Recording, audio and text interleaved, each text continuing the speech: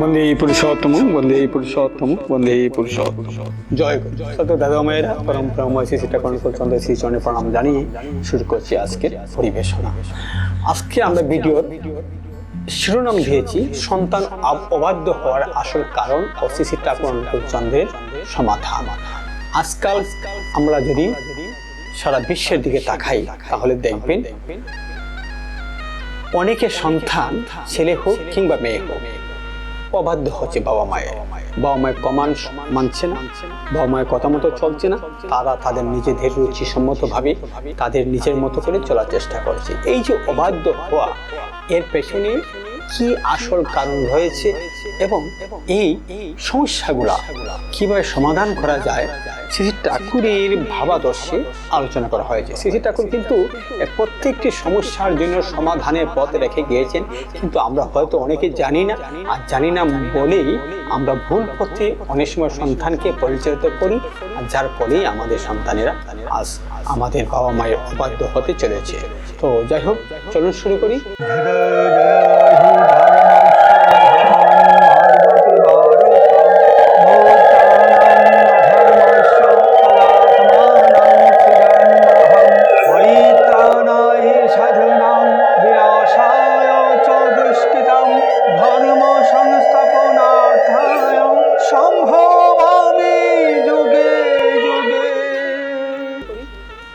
আজকের ভিডিওতে আমরা যে বিষয়টি নিয়ে আলোচনা করছি, অবশ্যই আপনার আমার প্রত্যেকটি মানুষের জীবনে প্রয়োজনীয় কথা তুলে ধরবো। তাই আপনার কাছে ছোট একটি অনুরোধ, যদি আপনি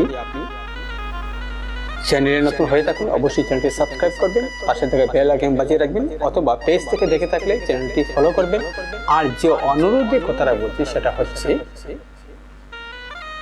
প্রত্যেকের কাছে যাতে, প্রত্যেক গুরু ভাইরা যাতে এই ভিডিওটা দেখতে পায়, শুনতে পায়, তাই ভিডিওটা শেয়ার করে আপনার টাইম লাইনে রেখে দিবেন। তাহলে প্রত্যেক গুরু ভাইরাই এই গুরুত্বপূর্ণ আজকে আলোচনা দেখতে পারে, বুঝতে পারবে।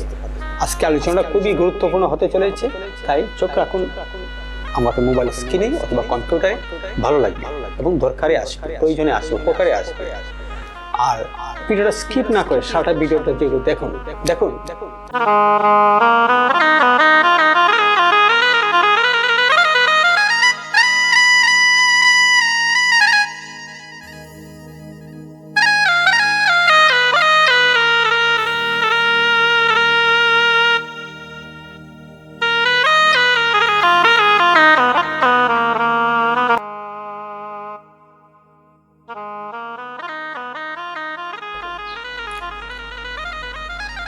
অনেক বাবা মায়ের একটা গভীর কষ্টের কথা, আমাদের সন্তান কথা শুনছে না। বারবার বুঝাচ্ছি, ভালোবেসে বলছি, কখনো বা শাসন করছি, মারধরও করছি, তবু যেন সে নিজের মতোই চলছে। দিন দিন যেন আরো বেশি একগুঁয়ে আর অবাধ্য হয়ে উঠছে। তখন আমরা হতাশ হয়ে ভাগ্যকে দোষ দিই, সন্তানকে দোষ দিই। কিন্তু কখনো কি ঠান্ডা মাথায় ভেবে দেখেছেন গলতটা আসলে কোথায় হচ্ছে? পরম প্রেমময় শ্রী ঠাকুর অনুকূল চন্দ্রের ভাবধারায় এখানে একটি পরম সত্য লুকিয়ে আছে। ঠাকুর বলেছেন, সন্তানকে শুধু মুখের কথায় গড়া যায় না, সন্তান গড়ে ওঠার পরিবেশ, সন্তান গড়ে ওঠে পরিবেশ দিয়ে। আজ আমরা আলোচনা করছি কিভাবে আমাদের অজান্তেই আমরা আমাদের সন্তানদের অবাধ্য করে তুলছি, আর ঠাকুরের আদর্শে এর সমাধানই বা কি। দেখুন, মনোবিজ্ঞানী এবং আধ্যাত্মিকতা উভয়ই বলে সন্তানরা আমাদের মুখের কথা যতটুকু না শুনে তার চেয়ে শতগুণ বেশি কেয়ার করে আমরা নিজেরা কি করছি। তারা হলো সাদা কাগজের মতো, আমরা ঘরে যা লিখবো সেটাই তারা মুখস্থ করবে এবং এটাই স্বাভাবিক।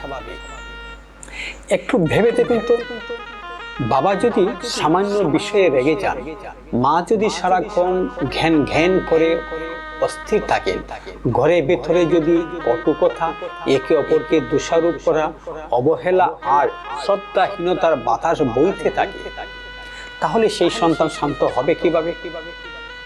সে তো ওই পরিবেশ থেকেই জীবনের প্রথম শিক্ষাটা নিচ্ছে, কারণ পরিবারকে বলা হয় সন্তানের প্রাথমিক বিদ্যালয়। তারপর যখন সে বড় হয়ে আমাদের সাথে বা অন্যদের সাথে একই রকম খারাপ আচরণ করে, তখন আমরা যেন আকাশ থেকে পড়ি। আমরা অবাক হয়ে বলি, এ তো আমি ওকে কোনোদিন শিখাইনি, ও এই ভাষা কোথা থেকে শিখলো, কোথায় পেলো এই আচরণ। আসলে বন্ধু, আমরা মুখে না শেখালেও আমাদের জীবন দিয়ে, আমাদের আচরণ দিয়ে তাকিয়ে সেটাই শিখে ফেলেছি নিজের অজান্তে। স্বামী স্ত্রীর দাম্পত্য কলহে কুপ্রভাব এর ভয়াবহতা নিয়ে শ্রী শ্রী ঠাকুর অনুকূল চন্দ্রের অনুস্মৃতি গ্রন্থে একটি খুব সুন্দর ও শিক্ষণীয় বাণী রয়েছে। বাণীটি ঠাকুরের বাণীটি, মুখস্থিত বাণীটি হলো, স্বামী স্ত্রীতে ঝগড়া করে ছেলে পুলয় দেখে, গোল্লায়েরই সদর ধারে বাছা গুলোয় রাখে। তাহলে স্বামী স্ত্রী ঝগড়া হতেই পারে স্বাভাবিক ভাবে, কিন্তু সেই সময়টা, সেই সন্ধিক্ষণটা ঝগড়া যেন কোনো অবস্থায় ছেলে পুলের সামনে না হয়। তাহলে ছেলে পুলে সেটা দেখবে, শিখবে এবং এটাই তার প্রাথমিক শিক্ষা হয়ে একদিন তার উচ্চ শিক্ষায় পরিণত হবে।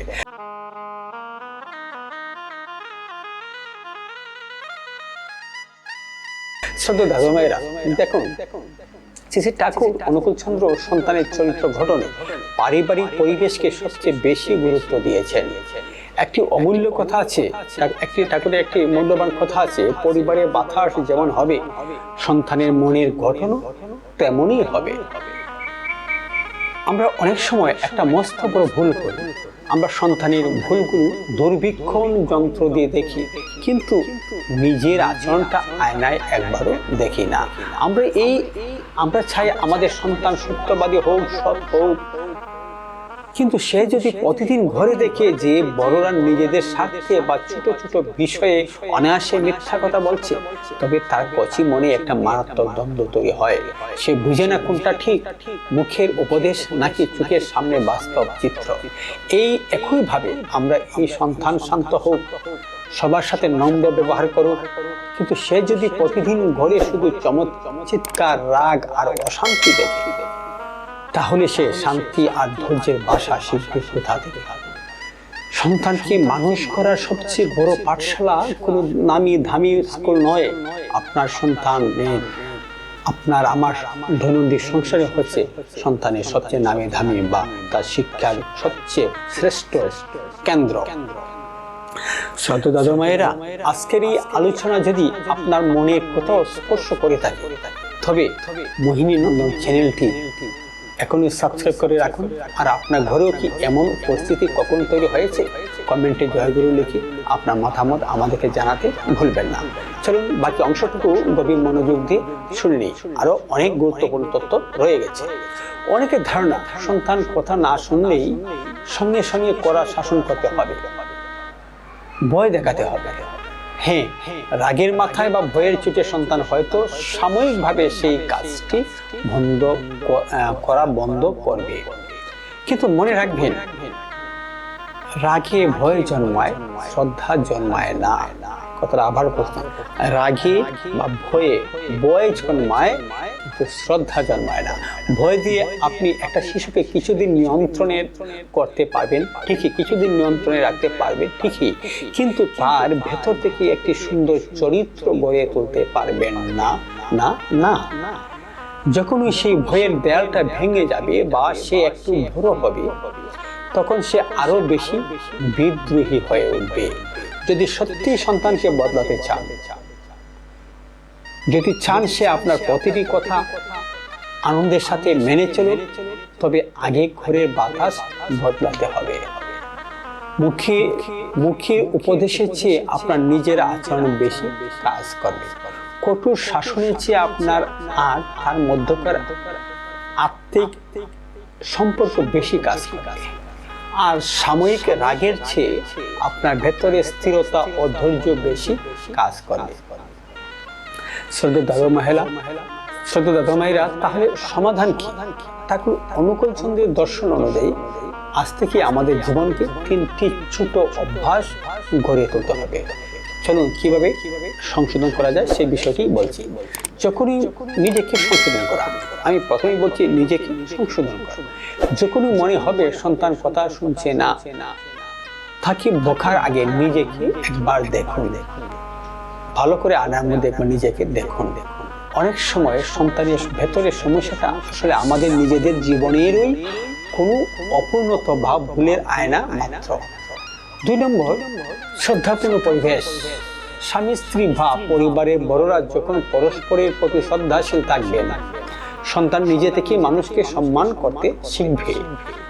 নাম্বার 3, ভুল স্বীকারের মানসিকতা। ভুল স্বীকারের মানসিকতা। বড়রা ভুল করলে যদি সন্তানের সামনে তা অকপটে স্বীকার করে নেন, তবে সন্তানও যেদি না হয়ে নম্র হতে শিখবে। ভুল স্বীকার করাটা কিন্তু অনেক বড় একটা কঠিন কাজ।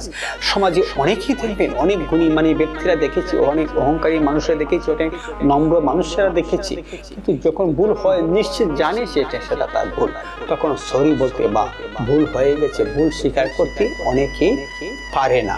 এবং এই জেদটা আমাদের জীবনকে অনেক একটা কঠিন সমস্যায় ফেলে রাখে প্রতিনিয়ত।